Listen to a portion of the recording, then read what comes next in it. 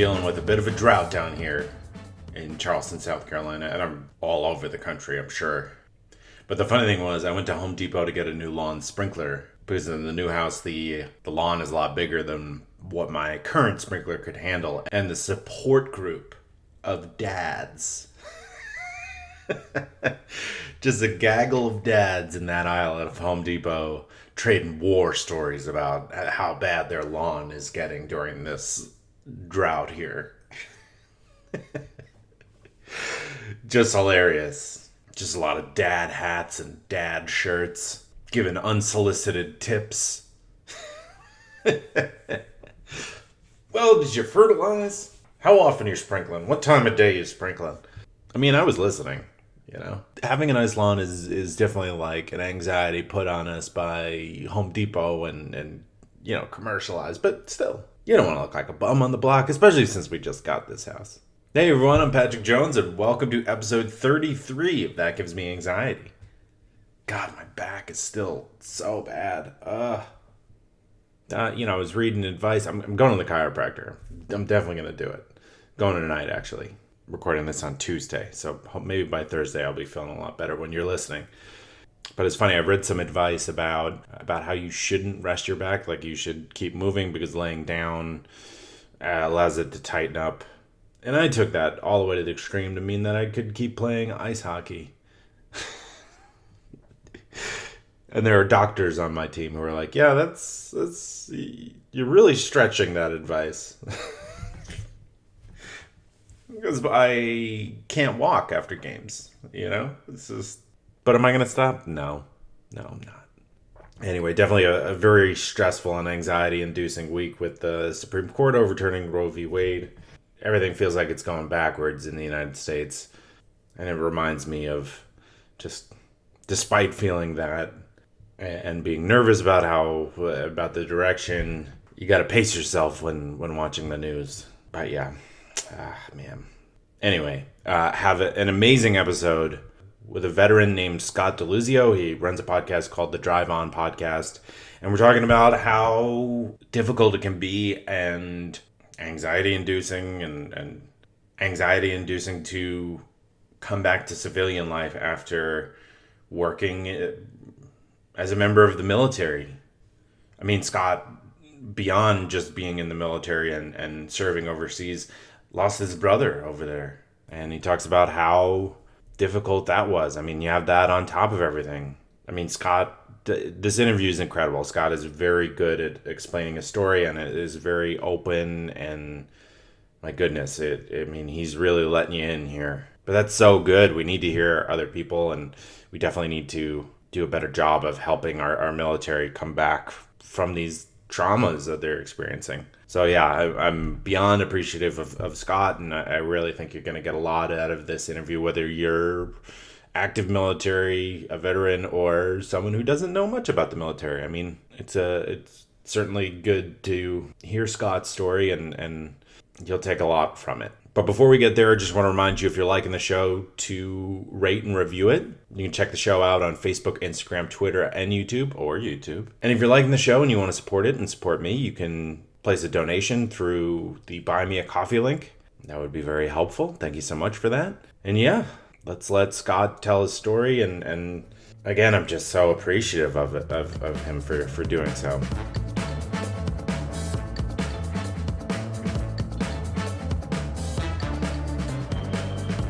Joining me now on the podcast, I have Scott Deluzio, who's the podcast host of the Drive On podcast and a former Army National Guard soldier. Scott, thank you so much for coming on here today. Hey, it's great to be here. I'm glad you had me on. I'm ready to share my story and hopefully help out some people along the way. Yeah, absolutely. Today, our anxiety is caused by rejoining civilian life after a military career. And so Scott is coming on to sort of share his experience and what helped him. And hopefully, you know, it's two things. It's people who have always been civilians sort of learning about what that's like. And for people who are going through that transition, hopefully we can help them do it a little bit better. So thank you so much for your time. And why don't we start by you telling us a little bit about yourself? Yeah, sure. So, like you mentioned earlier, I was in the Army National Guard. I was an infantryman from about 2005 to 2011. For the people who aren't familiar with the National Guard, it's sort of part-time soldiers. So we do the training 1 week in a month, 2 weeks a year. But we also have the possibility of getting deployed Mhm. to places like Iraq, Afghanistan, other places around the world that there might be conflicts. And so in 2010, I was deployed to Afghanistan. My younger brother, Stephen, he was also in the Army National Guard. He was in the Vermont Army National Guard. I was in the Connecticut National Guard.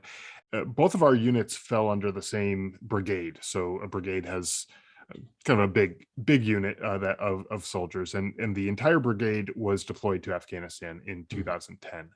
So we were both infantrymen. We both had the frontline jobs. We were going door to door, kicking in doors, trying to find the bad guys, all that kind of stuff. Not quite like, exactly what you see in the movies, but it's similar, for the civilians who maybe aren't familiar with it, it's something along those lines.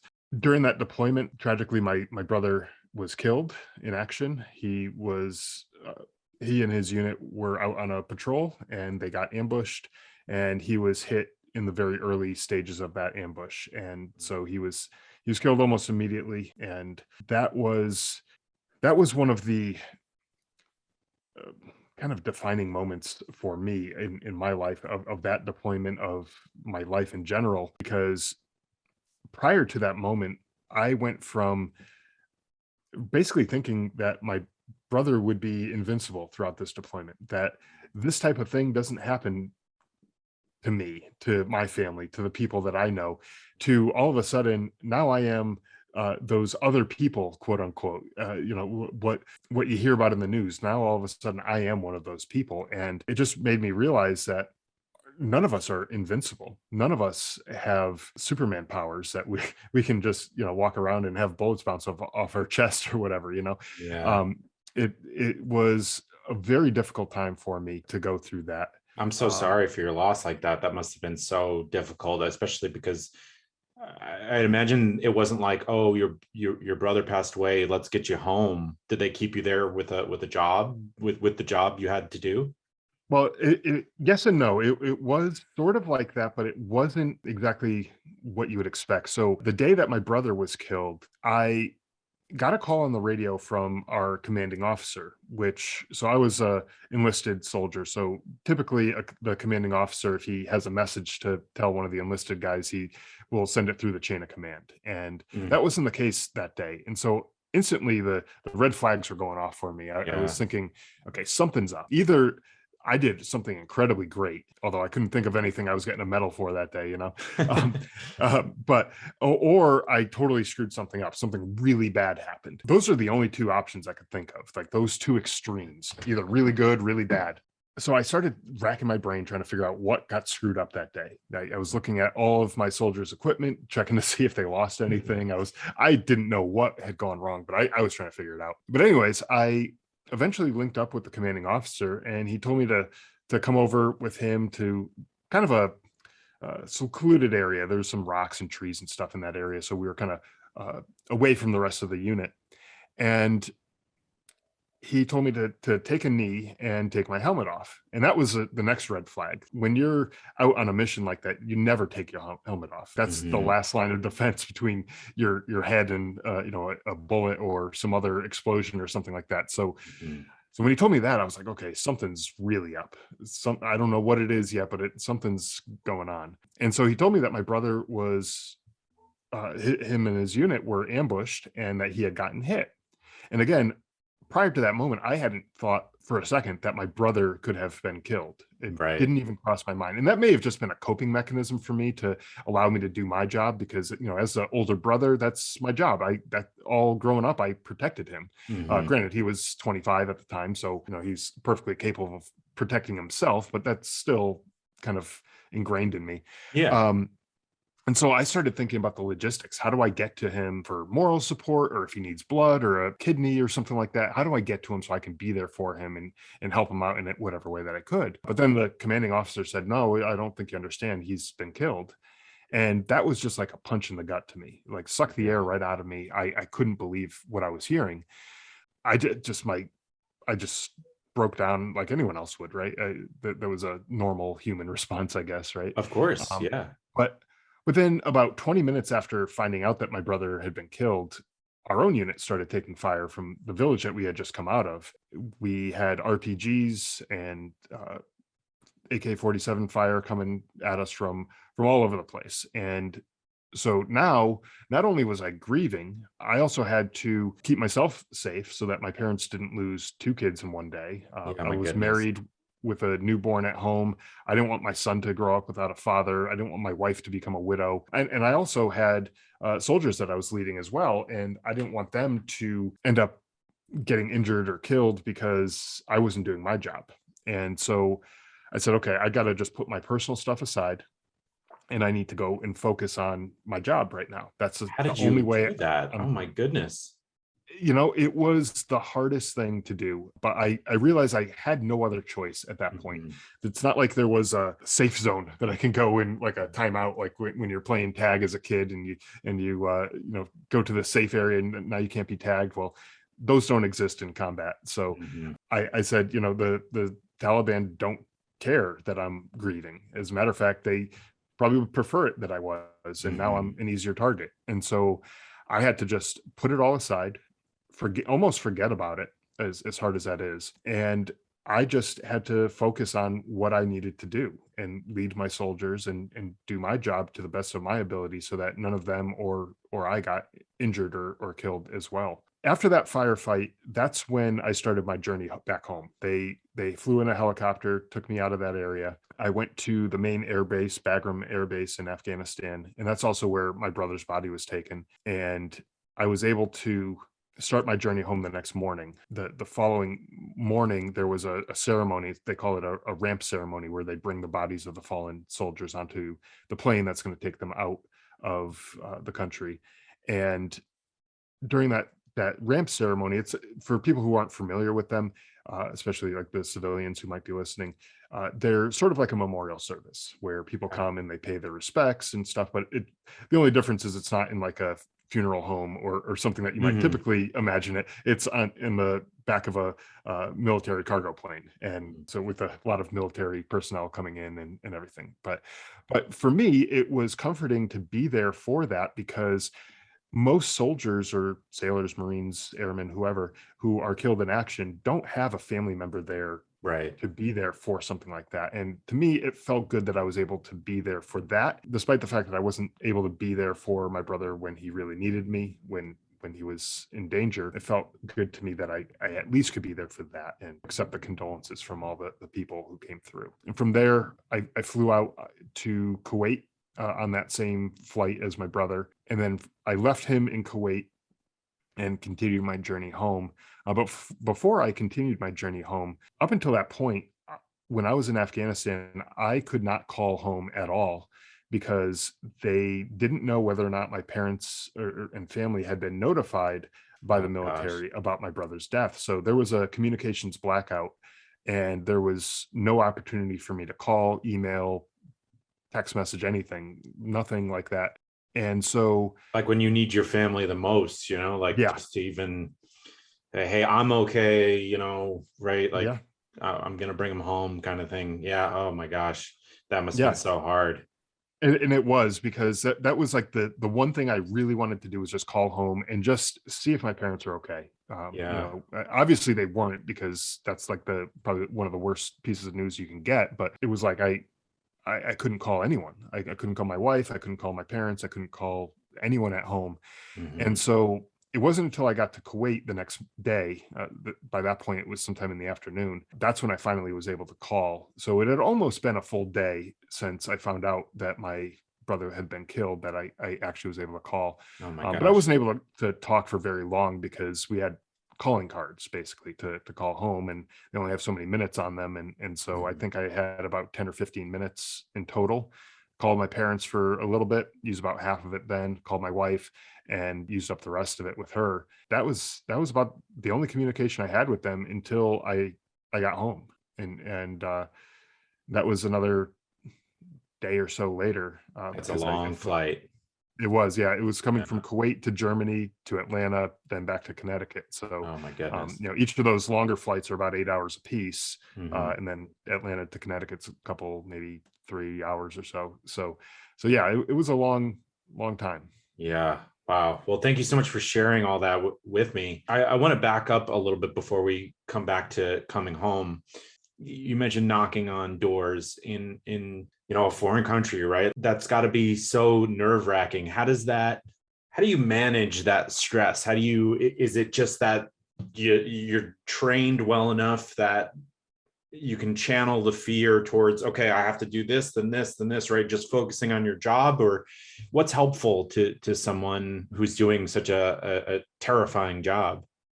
Yeah, so you do train a lot before you go to any deployment like that. You do Mhm. lots of training, you fire lots of rounds. Mm. You start off the way the military does things, they call it the crawl, walk, run way of teaching things. So Mhm. just like any person learns to walk, you first start off crawling and then you learn how to walk and then you learn how to run. Right. So they start you off with the very basics of whatever the maneuvers are. And then you do that until you and the rest of your unit have got it down pretty solid, and then Mhm. you move on to the walk phase and you go a little bit faster, and you go through and maybe a little more challenging with maybe some obstacles in the way, or things like that.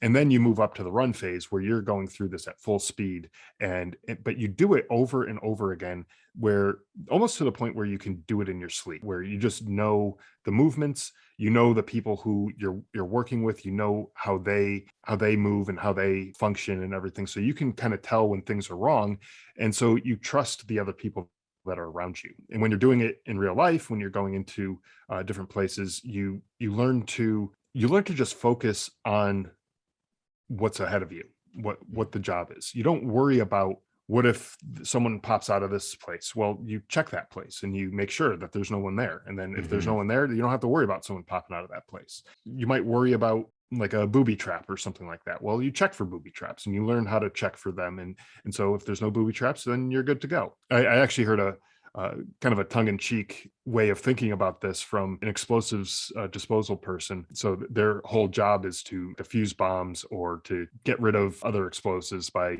detonating them, or whatever the case may be. Mhm. And someone asked him the same question, how do you deal with the stress of this? And the guy said, well, either I'm right and everything's fine, or I'm not, and all of a sudden it's someone else's problem. And so it's kind of a tongue-in-cheek way of thinking of it. Yeah. It's not 100%, I didn't exactly think of it that way, but it's kind of true. I'm either going to be right or I'm not going to be right, and it's not going to be my problem anymore. And so Mhm. it kind of does make sense in It that sense. does. It does. In a very dark but still funny Yeah, way. Yes. right. So let me get this straight. In today's day and age, you're supposed to be drinking a ton of water, doing yoga, making sure you and your whole family is happy, strike a good work life balance, exercise, read books, watch movies, eat healthy meals, be a big part of your community, and get 8 hours of sleep. It's unrealistic. It's too much. Well, that's why there's Instacart to take a little bit off your plate or help put a little bit on your plate. Ah, I'm so sorry. Using Instacart, you search for all your favorite foods and items that you need from the grocery store, fresh produce, all your favorites, everything you want, and they deliver it to you. They go to the store and do your shopping for you. Just remove it from your to-do list, just with a few clicks. And you'll have your items delivered to your door in as fast as an hour. It's pretty quick. And through the link in the episode description, they're offering free delivery on your first order over $35. But you got to make sure you click the link in the description. That tells Instacart that this show sent you and it helps support the show. And you can also take advantage of the free delivery. So yeah, be nice to yourself. Give Instacart a shot. What was your inspiration for joining the National Guard? Yeah, so when I grew up, I was raised in a very patriotic family. We Mhm. grew up looking up to the military, police, firefighters, for all the first responders. They were kind of our superheroes, the way someone else might have had a Michael Jordan or someone like that as people that they looked up to. I even remember when I was younger, we went to an Air Force base near us where there were returning troops coming back from Desert Storm. Hmm. And seeing those guys and ladies coming off the plane, and just it was like, I don't know, it was just like a surreal experience. It was one of those starstruck kind of moments, right? And I didn't know any of these people. They were Hmm. just guys and gals in uniform, and that's all it was. But that to me was really cool. When 9/11 happened, I was in college. I had considered just dropping out of school right then and there and just joining the military, because I knew there was going to be some sort of military response and I Right. wanted to be a part of it. But I also realized that if I dropped out of school, knowing myself, I probably wouldn't pick it back up again. So Hmm. I had already had a couple of years in, and I figured, let me just finish this. Whatever military response is going to happen, it's going to take place over several years. It's not going to be a in and out like Desert Storm was. So Right. so I decided, I stayed in, and then the year that I graduated college, my brother started going to college up in Vermont, and that's where he joined the Vermont Army National Guard. So he actually joined first. He met a guy who was going to school with him, who was in the Guard, and he talked him into it. Not like he needed convincing, but he told him about it, told him what to expect and everything. And my brother said, this is what I'm looking for. This is something I want in my life, and I want to serve and give back to my country, to the community and everything. And so he joined, and overnight he went from being my little brother who I used to pick on as a kid, and we got into fights and everything, right? To Yeah. now he was one of these superhero kind of guys that I was looking up to, and I was like, damn, I really respect this. Like, this is Hmm. pretty awesome that he's doing this. And then that planted a seed in me, and I was like, okay, well, maybe this is something I might do too. Hmm. Prior to that, I didn't really know much about the National Guard, and so when I realized it was 1 week in a month, 2 weeks a year, I was like, okay, I could swing that. Yeah. I had already started a professional job after college, so I was like, okay, I think I could do that. And then what pushed me over the edge to actually join was I heard a report in the news. This was 2005 now, sometime, and the report said that the military was struggling to meet their recruiting numbers that year, Mm. and they were having a real hard time filling the ranks. And that really angered me, because I was like, it was just a few years ago when there were so many people after 9/11 who were ready to move mountains to go get payback for what had just taken place. Right. And I was like, where are all of these people? What happened to all of them? And then I realized I was one of those people, and I still hadn't done anything. So I was Yeah. like, okay, well, that was the kick in the butt that I needed. Hmm. And I said, I'm young enough, I'm fit enough. I may not be in top military shape, but that's what basic training's for. They get you in shape. I'm perfectly capable. All I have standing between me and joining are poor excuses. So why not me? And that's what I did. I went down to the recruiter sometime the next week, got the paperwork started, and I was sworn in maybe a week and a half, 2 weeks later. Oh, wow. That's a quick turnaround. Yeah, and I was probably one of the easiest sells that recruiter had ever had, because usually they're going in, trying to take the high school kids out to lunch or whatever, trying to talk them into it. But I walked in there knowing exactly what I wanted to do, Yeah. and that's what I did. I'm coming after my little brother here. I gotta get in Yeah, here too. Yeah. yeah. I can't let him have all the glory. Right, exactly. I can't sit at Thanksgiving and Right, look at him like the superhero that he is. Yeah, that's great. right. Okay, coming back to your now home. Unfortunately, your brother has been killed overseas. I mean, the amount of emotion that has to be swirling around in your head. I mean, you're grieving. You're probably worried about friends that are still there. Tell me a little bit Yeah, about the emotional experience now being back home, having yeah. just lived through what you just lived through.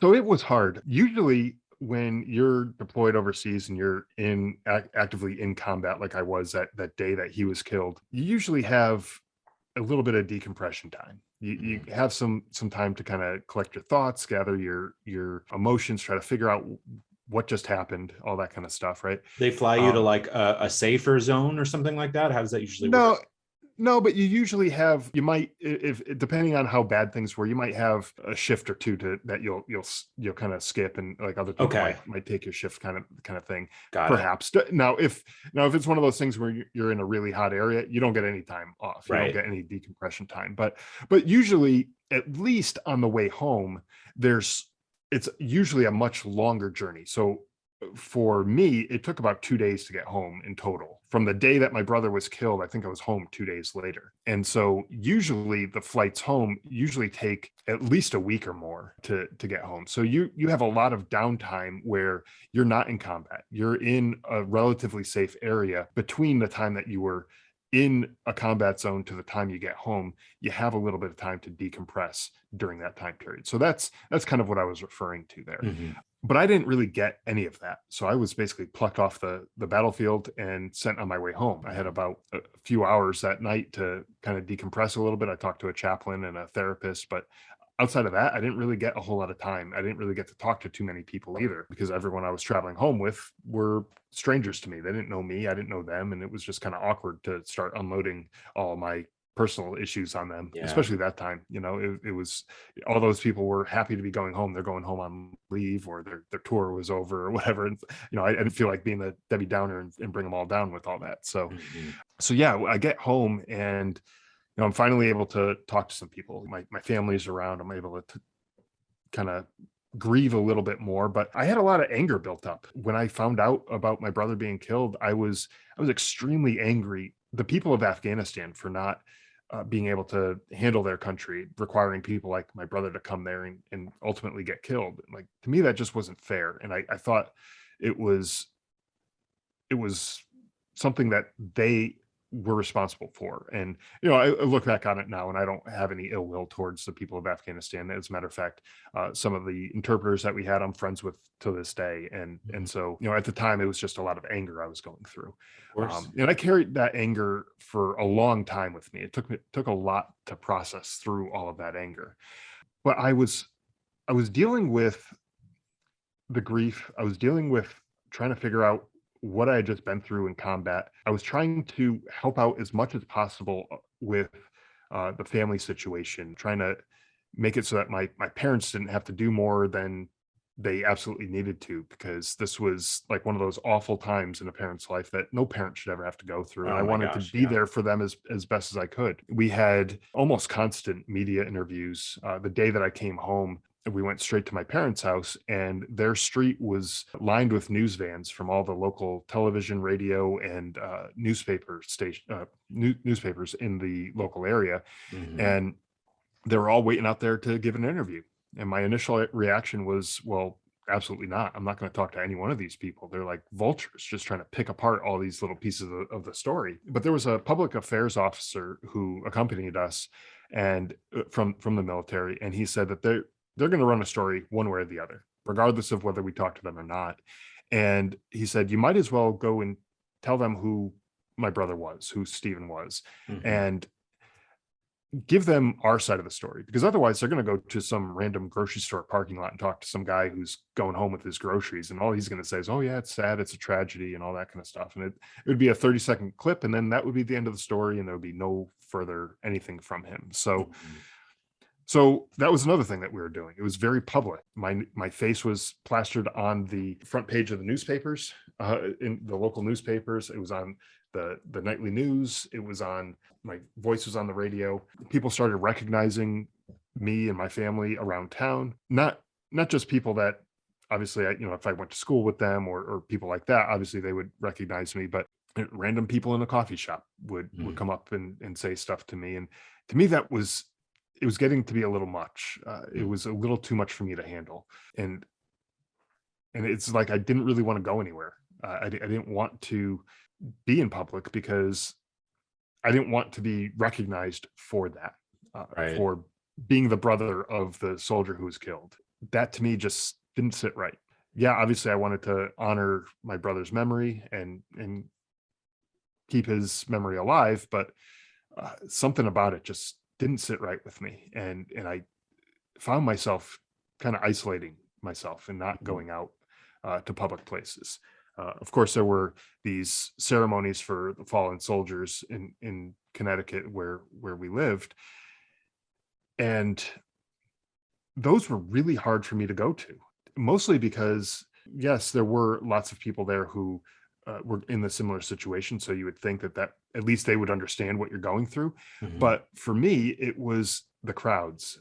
It was very anxiety producing to be in big crowds. And then, of course, they would do things like having a 21 gun salute, or a military flyover thing with either helicopters or jets or whatever. And the noise and the sounds and the smells and everything like that were just coming back to me. And it made me want to just get away from there and not ever go to those things again. Mm.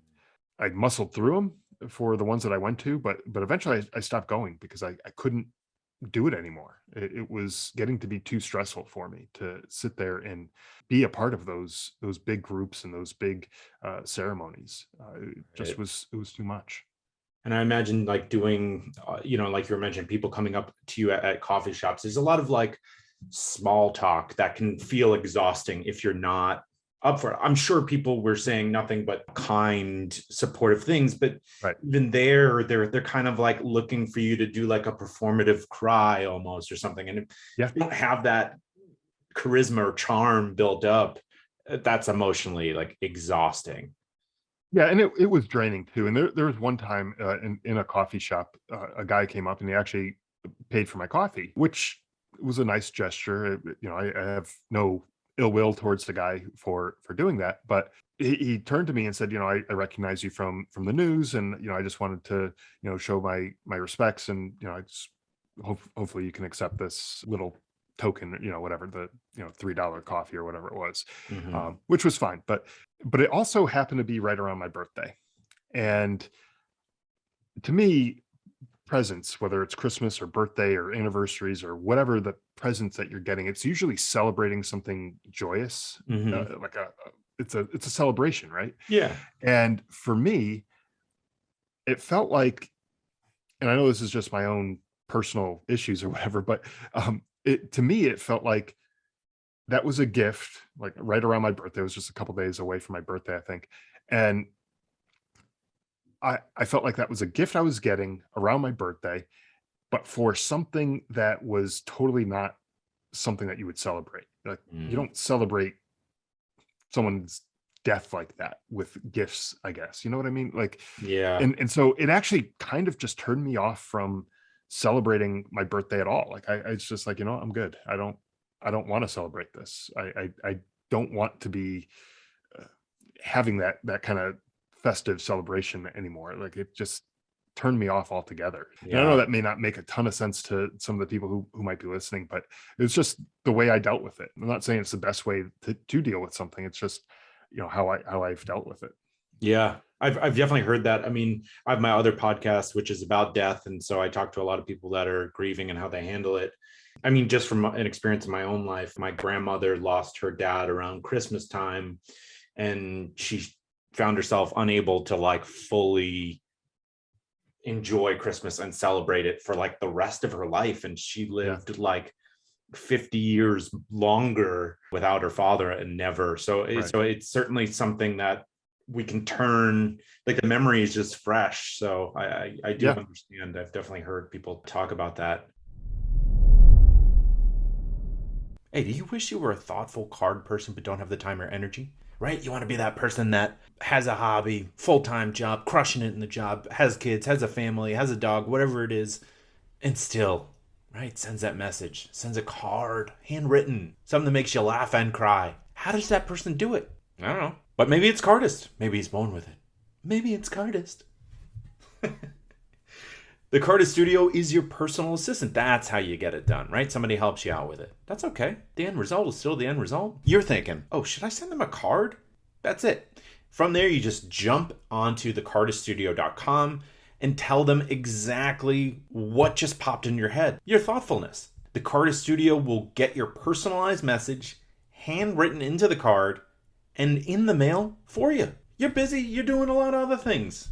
It's not like they're going to tell on you. And the person's going to be thrilled. I've gotten one of these and it filled my heart with joy. Even better, it's fast, it's custom, and it's a total life changer. Hey, you're a thoughtful card person now. Look at you. New achievement unlocked. Just go to thecardiststudio.com and you can even use the promo code AnxietyPod for 10% off all orders. As far as work, right? So you're dealing with all these things with your brother, your family, your extended family. Is the Army still employing you, or is it now you have to worry about finding a job as well? Yeah. So my civilian employer. So again, I was in the National Guard, so I was only a part-time soldier. Mhm. So I only got paid for when I actually was training or deployed or anything like that. So I also had a civilian job, but they were really great with me Oh, when good, good. when I left for Afghanistan. They said they were holding my job. They're supposed to anyways, but they just confirmed my job will be here when I get back. Hmm. I don't have to worry about that.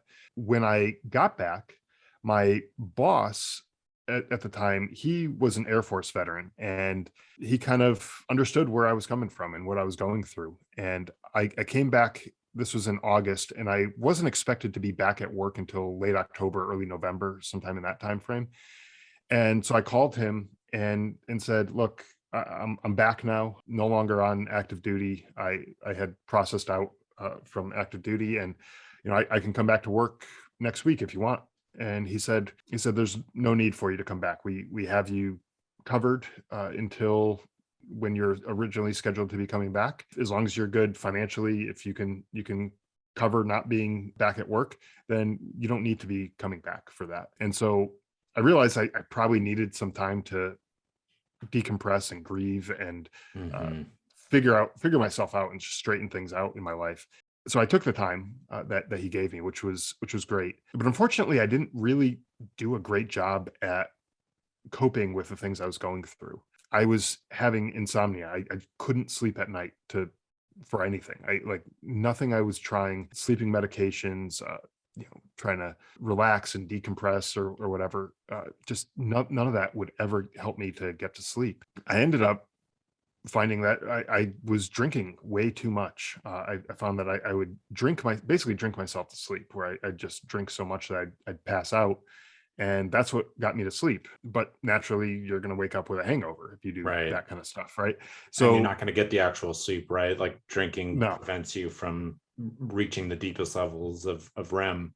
right, Yeah. exactly. So it was like I felt like I was going to sleep, but it wasn't doing what I needed it to. It wasn't Hmm. getting that deep sleep that you actually need to restore yourself and get better off, for the next day and everything. So I'd wake up, I would be grumpy, I'd be agitated, I'd be still carrying that anger that I had with those Afghans, but I would turn it on any little minor inconvenience in my life. Mm. I mentioned earlier I had a young son at home. He'd spill something off of his high chair, and I'd just flip out and I'd start yelling, or and that's normal stuff. Kids do that all the time. Like Of course, that's yeah. you should just be able to deal with that. But I couldn't even deal with little things like that. I I if I drop something or whatever, I just start yelling. I just was so angry and out of control, really. And the drinking didn't help anything. It Mm. was making my temper even shorter. I'd wake up in a bad mood because I was hungover, and then I found myself drinking more and more caffeine throughout the day just to keep myself going, which then ended up in this vicious cycle where that was keeping me awake at night, and like nothing was working for me, Worse and and worse and worse, round and round. everything Yeah. got worse. Yeah, everything got worse. So eventually, fast forward a little bit to I go back to work, and I found myself just struggling to even get out of bed in the morning. I Mm. was like, this job is meaningless. I worked at an insurance company, and I was like, who cares if I go to work or not? What difference does it make? It The sense of purpose, the sense of meaning in the job that I had was a complete 180 to uh, like what the purpose and meaning for being a soldier deployed overseas Mhm. was, and so I was like, I just don't care about this job. And I think I only lasted there for about a month after I went back, because it was torture to me to go back to work every day. I'd look at some of these reports that I had to do and all the paperwork and all that stuff, and I was like, I just don't care about any of this stuff. And it Yeah. was it was just impossible for me to pull myself out of that. And so I ended up leaving that job because I figured, I'm not doing anyone any favors here. I'm not doing a good job. And, ultimately I'd probably end up getting fired, and no one wants that on their resume. No, yeah. So I decided to just leave that job. And at the time, my father, he had his insurance, not insurance, he had a consulting company, and he was in need of an administrative person to help him out with some of the administrative duties. And so I told him if he wanted me to, I'd come and work for him. And so I did for a little while, but I found myself having the same problem with that job. I really had no interest in the work that I was doing, that I had no sense of purpose or meaning behind the work other than the fact that I was helping out my dad. But the job itself was not anything I was really interested in. Hmm. Um, and so I ended up leaving that job from being basically a full-time job to just a part-time job after about 6 months or so. And then from there, I found that I enjoyed working for myself. So I started a couple businesses. One of them became pretty successful, where it actually was written up in Entrepreneur Magazine as one of the top 100 companies that they heard of that year. And so, Oh, uh, congratulations. Yeah, what was yeah, that? so that business, which I don't have anymore, but that business was a travel related business where we sold just the travel sized toiletries and things along those lines. And the inspiration for that business was really, I went on a trip and I had all those little travel sized things in the quart size bag that you're allowed to Hmm. take with you, and it busted open in my luggage and got Oh no. this toothpaste and shampoo and stuff all over stuff inside of my luggage. And Oh I was gosh. so pissed off at that. I was Yeah. like, this again was when I'm dealing with anger issues, right? And so I'm Yeah. irate at this point because now I'm on vacation where now I have to go do all my laundry to get all this stuff out of my clothes and everything. I'm like, this is just such a pain in the butt. Yeah. Uh, and I was just fuming. And so I was like, there has to be an easier way than bringing all this crap with you in your luggage and having stuff bust open like that. And so what I ended up doing was making it so that people could order from my company and I would ship their toiletries directly to their hotel or wherever they're staying. And they could just pick it up at the front desk when they check in. And it would just be sitting there for them. They don't have to worry about taking it with them on and off the plane and anything like that. And at the end of the week or whatever that they're there for, they could just toss whatever empty bottles that they might have, and they don't have to worry about Done bringing and that done. stuff in their luggage, right? So, Yeah, so nice. it actually worked out pretty good. I moved on from there to what I realized what I really enjoyed doing was designing the website and the e-commerce side of things. So I started building websites for clients, and now what I eventually do now is I build software for websites. And so Very cool. all of that stuff all kind of got tied in because I was looking for a way really just to not have to go into work where I'd be dealing with people who were just going to send my anger level up through the roof. And Hmm. dealing with people like that just wasn't something I was able to handle at that point. And so I figured, let me try to make it on my own and see how I do as an entrepreneur. I've always had a desire to be an entrepreneur. Hmm. I just never really knew what I'd sell or what I'd do. Hmm. And so when I discovered that I was pretty good at building these websites and the technology side of things, I decided, you know what, I'll just learn a little bit more about what I'm doing, and I'll do that, and I'll be able to work from home. I could work really from anywhere, and that way, if I want to go out and be in public with people, I can go and do that. I can go work from a coffee shop. I can go, someplace like that. Or if I'm having one of those days where I don't want to see anybody, I don't want to talk to anybody, I can just sit in my home office and I can just work from here. And Yeah. and it worked out well for me. I'm not saying that that's the best way to handle your anxiety or your whatever you're going through by isolating like that. It's probably not the best way in some cases, but for me, it made it easier to deal with at the time, and that's just how I got through that time in my life. Yeah. Well, it sounds like you needed a little bit more control over your environment, right? And that Mhm. was exactly what the doctor ordered. Right. I'm curious, what else was helpful in that period? Was it just sort of time and processing and taking care of yourself in the respect that you're describing, like giving yourself some room, or was there some other helping force or thing that you did? Yeah. So I had a moment, and my wife and I kind of discussed this situation where my anger just kind of got out of control. I was yelling and screaming at our dog. She had thrown up on our bedroom carpet.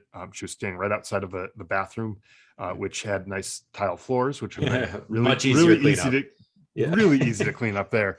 And she was standing, I mean, it was inches. It was just like, this far away. And I was so mad because I'm like, I'm gonna have, they're white carpets.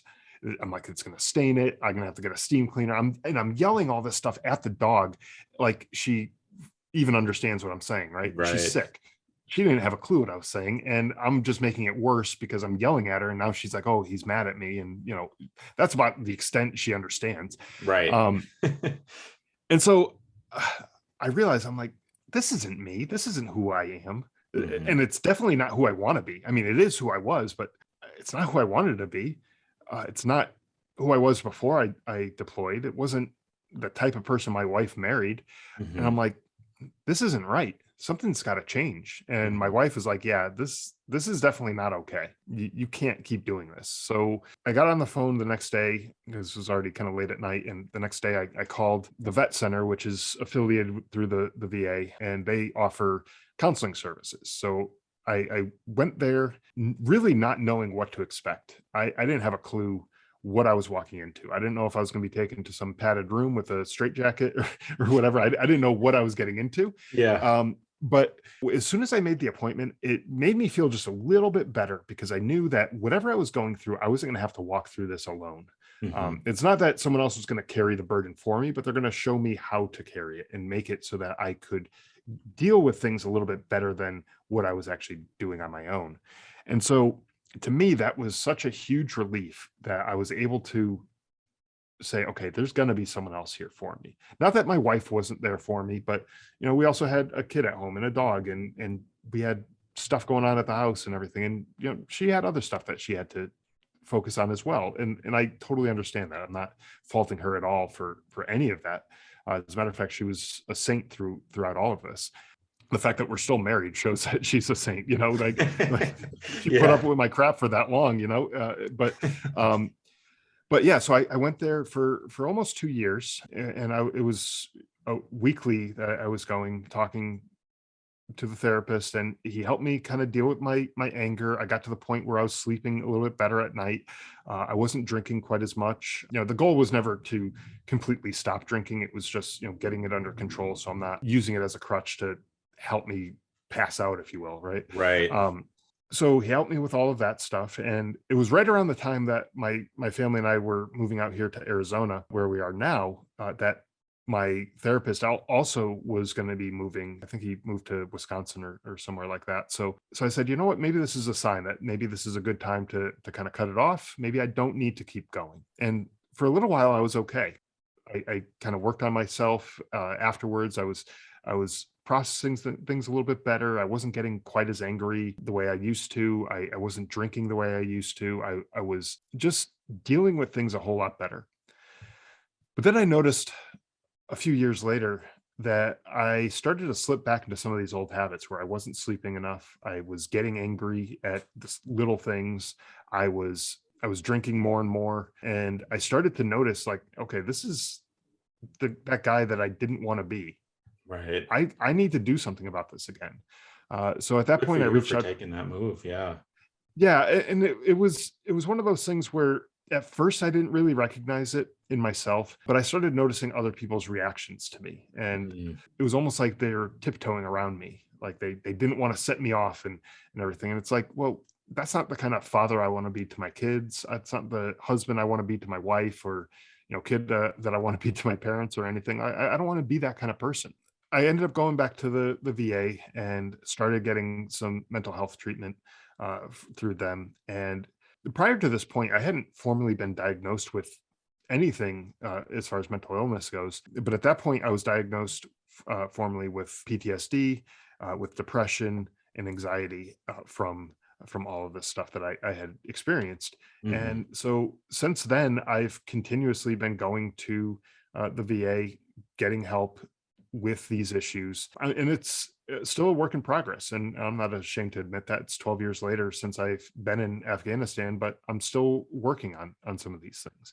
and I may still be working on them for a while, but they're they're getting better, and I'm able to manage some of these things without the angry outbursts, Mhm. without the alcohol as that crutch to get me through tough times or whatever. Yes, I still have trouble sleeping at night. Yes, I still have flashbacks and memories of traumatic things that took place, but I'm working on those things so that they're not quite as intrusive. And it will get better. It's one of those things that it's just a process, and sometimes it takes some time. Yeah. Oh man, I'm so happy for you. That's incredible. You're so incredibly open and honest, and thank you for sharing all of this. I think it's so great, especially, sometimes I come back to the point that like men in particular, even on this show, have a harder time opening up because we're not supposed to. I mean, here you are, a soldier, right? Like, and Right. you're able to open up. So why can't more of us, right? It's men have emotions, we experience things, and when we don't Yeah. process them, it leads to I've definitely had similar experiences with alcohol and with anger issues, for going through far less than what you have. So we all can work on ourselves in that way. Hey, do you wish you were a thoughtful card person but don't have the time or energy?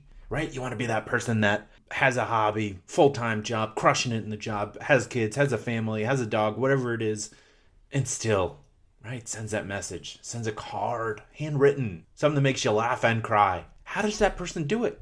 I don't know. But maybe it's Cardist. Maybe he's born with it. Maybe it's Cardist. The Carta Studio is your personal assistant. That's how you get it done, right? Somebody helps you out with it. That's okay. The end result is still the end result. You're thinking, oh, should I send them a card? That's it. From there, you just jump onto thecartastudio.com and tell them exactly what just popped in your head, your thoughtfulness. The Carta Studio will get your personalized message handwritten into the card and in the mail for you. You're busy, you're doing a lot of other things. It's not like they're going to tell on you. And the person's going to be thrilled. I've gotten one of these and it filled my heart with joy. Even better, it's fast, it's custom, and it's a total life changer. Hey, you're a thoughtful card person now. Look at you. New achievement unlocked. Just go to thecartastudio.com and you can even use the promo code AnxietyPod for 10% off all orders. Yeah, and one of the things too is that the culture that I went through the military in, and it's changed for the better somewhat now. But the culture was kind of just suck it up, be a man, and deal with it. Yeah. And that was the culture. But also, one of the things that I dealt with when I came back from overseas was when I was processing off of active duty to go back to my regular 1 week in a month, 2 weeks a year status. I had to go to Indiana to do this processing. And so again, my family was in Connecticut and I had to go to Indiana to do all of this. And the last thing in the world that I wanted to do was be apart from my family. I mean, Right. for all the support that they had, we were there for each other and everything. And now all of a sudden I got to, get torn away from them again to go do this processing. And for me, again, being in this macho, suck it up and deal with it environment, I personally was like, okay, well, I'm just going to figure it out. I'm going to deal with it. So when part of the processing was mental health screenings, and I was like, nope, yeah, I'm fine. I'll be good. Don't worry about it. Check the box. I'm done. I'm getting out of here. Because I Mm, figured if I said something like I wasn't okay, well, then that was just going to prolong the amount of time that it took to process me out of that place. you're And probably again, right. yeah, and again, I just Yeah. wanted to be home.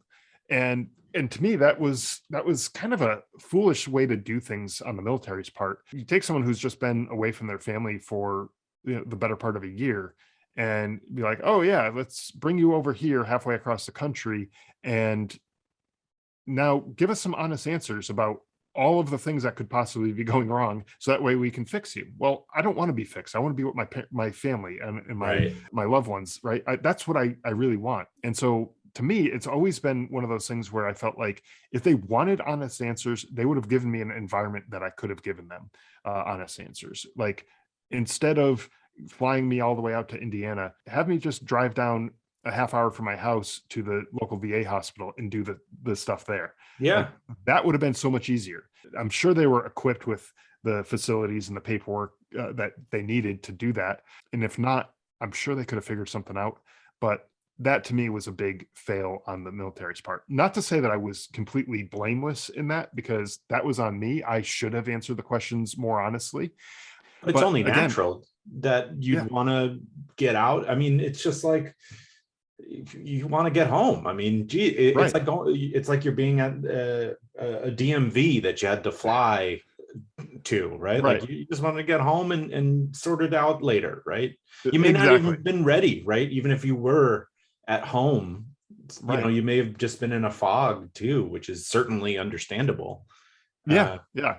so Yeah. And there it were shouldn't be like other, there's one time for you to admit this, right? Like, I mean, obviously you were able to go in, but someone should have yeah. like be checking on you at least a few times before just being like, all right, he said he was Right. Yeah. good. Yeah. And you know, the other thing was they did do some follow-up screenings. Okay, good. Um, and this was months later, you know, after the fact. And so I went to those, and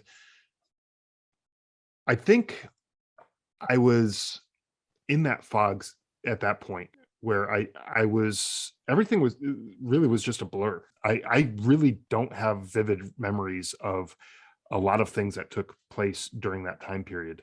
Oh, Um, wow.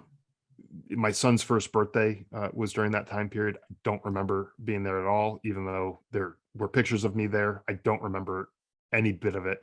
My wife and I got tickets to go see the Blue Man Group, who came to Nice. uh, near us during that time. I don't remember being there at all. It wasn't until years later that my wife and I were in Las Vegas, and I saw a sign for the Blue Man Group, and I was like, "Oh, you know, I've always wanted to see them." And she looked at me like I had three heads, and she was like, "We did see them. You know, you don't remember that? Like just a couple months after you got back from Afghanistan, like why don't you remember that?"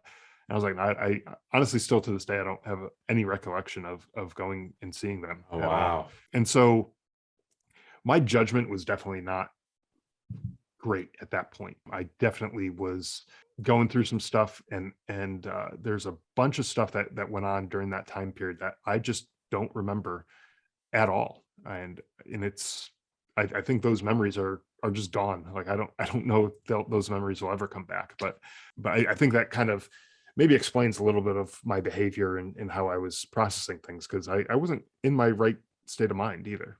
Yeah. Well, I'm glad to see you seem like you're really doing a lot better. And a lot of the things you're describing, you've described as sort of past tense, like that guy, Yeah. and it's different than who you are now. So I'm very happy to hear that you're doing much better.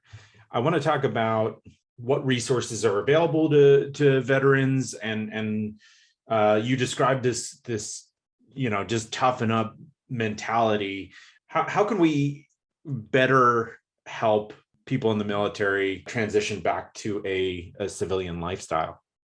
Yeah. First off, I think there needs to be a culture change. And again, the military is getting better at this. I don't know, because I haven't been in for the military for a little while now, but I don't know specifically how great it's gotten, but it's definitely better than it was. Have a culture where it's okay to talk about things Yeah.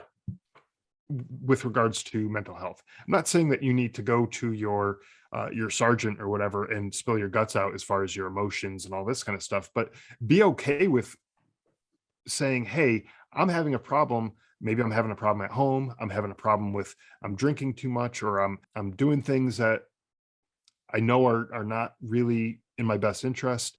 I'm having trouble sleeping at night. I'm having these flashbacks." Whatever it is, you don't have to go into great detail with them, but just say, "Hey, I need some help." And those people, that your leadership in the military should always be out there looking out for your best interest. Because a soldier or a Marine or a sailor, airman, whoever, if they are having these mental issues that are bringing them down, they're not operating at their peak performance. They're not going to be as good of a soldier as they possibly could be. They're not going to be the person that you can rely on to have your back when you need them to. So these leaders should always be looking out for their soldiers' mental health and saying, "You know what, if they need help, not only am I going to help them get it, but I'll even take them there and get them the help that they need themselves. Make sure that they get the help." I think that would be really huge if the military embrace that sort of mentality as opposed to that macho just suck it up and deal with it kind of mentality, because that doesn't help anybody No. when you're thinking like that. But also, as far as resources, everyone knows about the VA, and they may or may not be the right place for everyone to go to. Some people even have this negative connotation associated with the VA, with some of the things that have gone on in recent years with the VA, and they may just not want to go to the VA, which is fine. That's your choice. But I would say start there. At least check it out and give it a try. The first person that you see there, as far as a mental health counselor or therapist or whatever the case may not be the person who clicks with you. They may be a total jerk. And that not everyone's going to be perfect. Just like any job anywhere, you may get a mechanic who's working on your car who's a jerk too. You may Yeah. get another one who's Not gonna like really everybody nice. you meet. Yeah. Right. Exactly. So give it a try. If that person doesn't work out for you after a couple sessions, you feel like you're just not clicking, ask to move to somebody else. They're not going to have any bad feelings about that. They don't, not that they don't care, but they want you to be with someone that you're comfortable with talking with. And if you can't find that person, they're going to help you try to find somebody. But there's also a ton of other organizations out there who are offering services to veterans. Some of them are mental health organizations where they're strictly offering mental health services, psychology and psychiatry, all that kind of stuff. And they oftentimes are working at free or very little cost to the Oh, that's veteran. great. And so it really just depends on where you are, what your local area is, if some of those resources are available. So I can't, rattle off a list of organizations because it's going to be different for anyone who's listening, really. But there's also organizations that do alternative forms of therapy, like art therapy, music therapy, equestrian, where people are working with horses or other animals. Even they even have some organizations that work with some other kinds of animals, and they work to help the veteran process through the emotions that they're going through.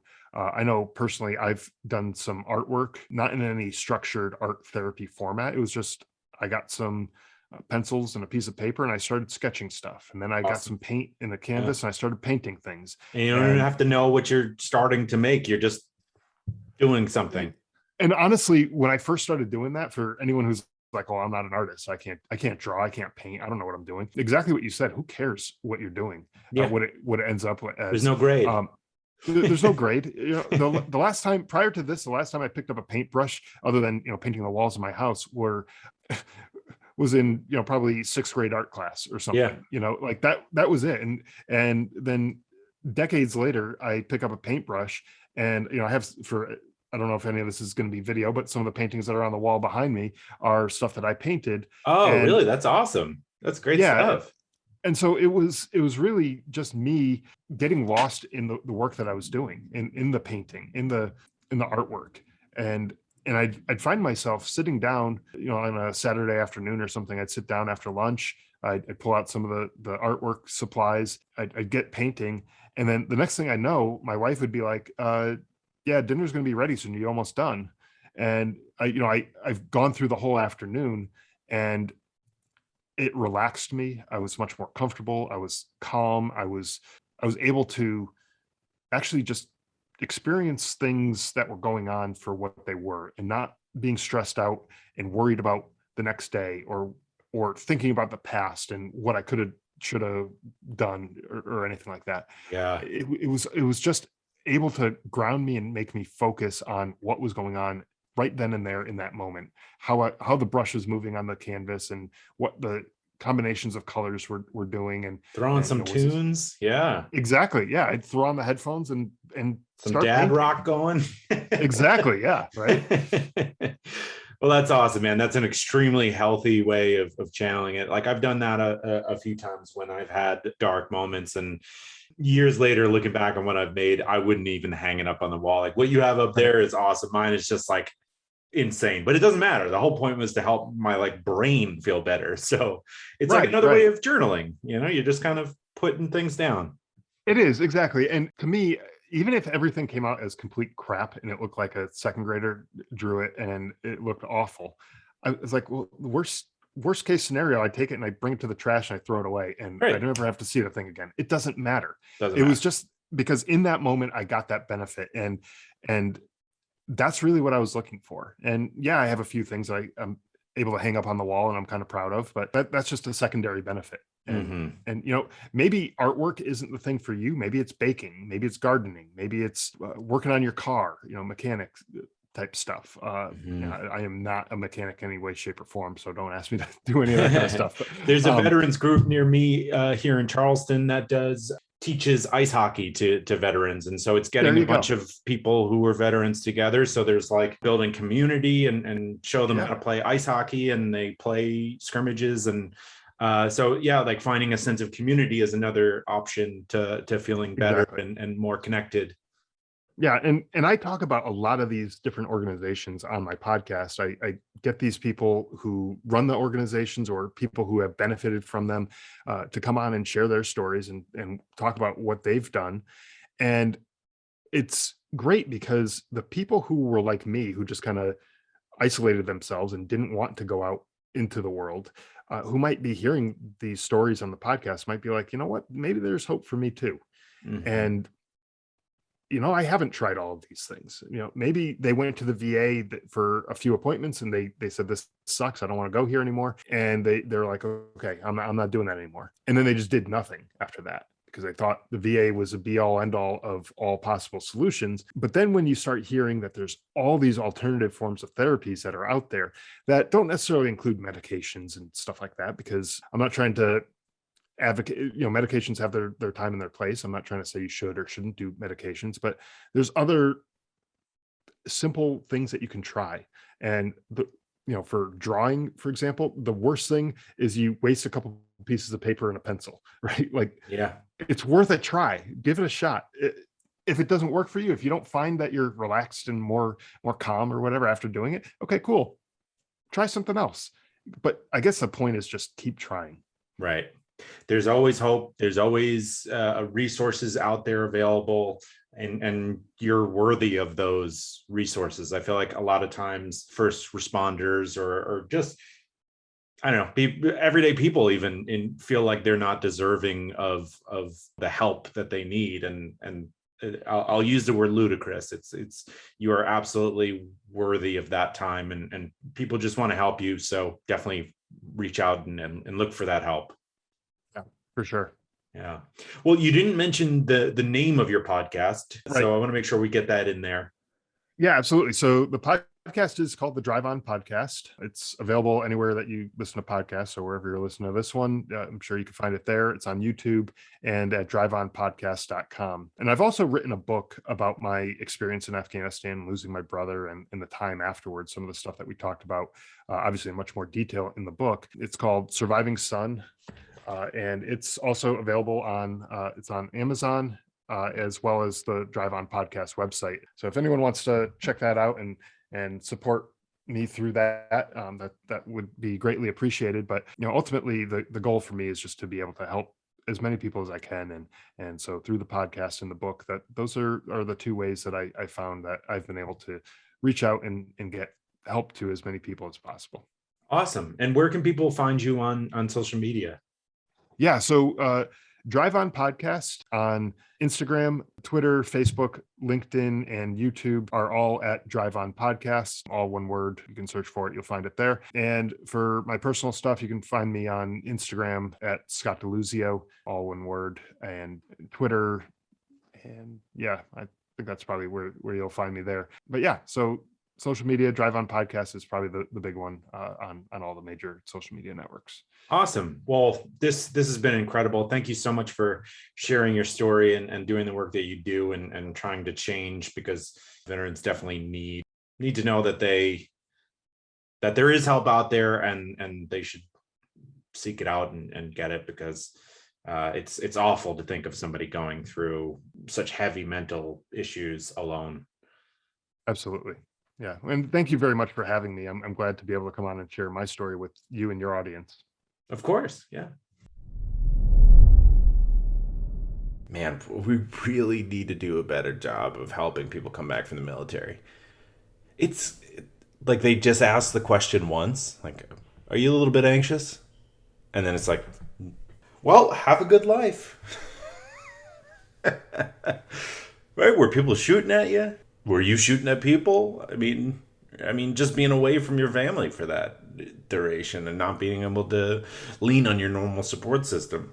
It's kind of crazy, right? Like beyond giving them better medical care, mental health is certainly a part of that. So thank you again to Scott. Really enjoyed our conversation, and it's important stuff to hear and to learn about. All right, I'm going to remind you of the sponsors before revealing the silly thing that gave me anxiety this week. So I also want to remind you of my other podcast called Death Space Filling the Void. Check it out wherever you get your podcasts. There's also the Buy Me a Coffee link. You can make a donation to the show there, and that would be very appreciated. You can sign up for Instacart through the link in the description. By doing that, it tells them that this show sent you, which also helps support the show. You can also take advantage of My Software Tutor is offering a promo code for 20% off. That promo code is POD20. Then there's the Cardist Studio with the promo code AnxietyPod for 10% off.